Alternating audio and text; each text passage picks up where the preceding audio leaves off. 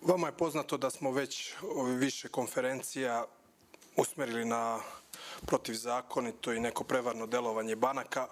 u poslednje 2 godine koje se dešava i ovo je jedna od poslednjih prevara u nizu koje se dešavaju i na koje Narodna banka Srbije ne reaguje.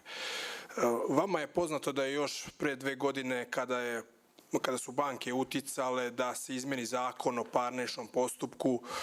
tako da bi se već ovi sporovi u kojima su oni gubili u tim potrošačkim sporovima gde su tužene banke u kojima su oni već gubili, gde je iskristalisana praksa u korist građana, izvršili su pritisak na zakonodavnu vlast da se izmeni zakon o parničnom postupku, što je jasno bilo i videlo se već,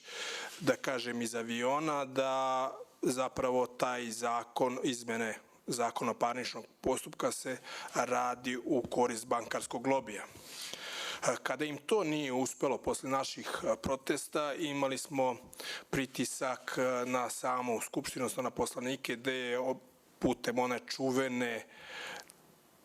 čuvene dopune, u stvari tumačenja nekih članova zakona o obligacionim odnosima, kako su oni nazvali autentično tumačenje, gde je na isti način pokušano da se izmeni dosadašnja sudska praksa u korist građana. Posle toga, kao jedan od niza tih pritisaka, na isti način ta fraza i autentičnog tumačenja je ubačena u pravni stav Vrhovnog kasacionog suda, građanskog odeljenja Vrhovnog kasacionog suda i naravno tu se nije stalo. Mi smo tada rekli da i po novom i po starom, pošto poslovanje banaka je toliko šuplje da ih sa bilo koje strane možete dobiti, da i po starom i po novom pravnom stavu Vrhovnog kasacionog suda možemo dobiti na sudu, ali to nije bilo pitanje tadašnjih protesta, jer dalje smo insistirali da banke, kao i svi ostali učesnici u pravnom prometu, moraju dokazivati stvarnost svojih troškova.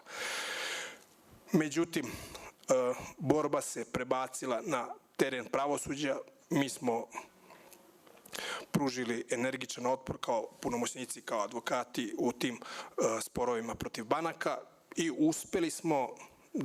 u velikom procentu, negde više od 90%, da dobijamo te postupke.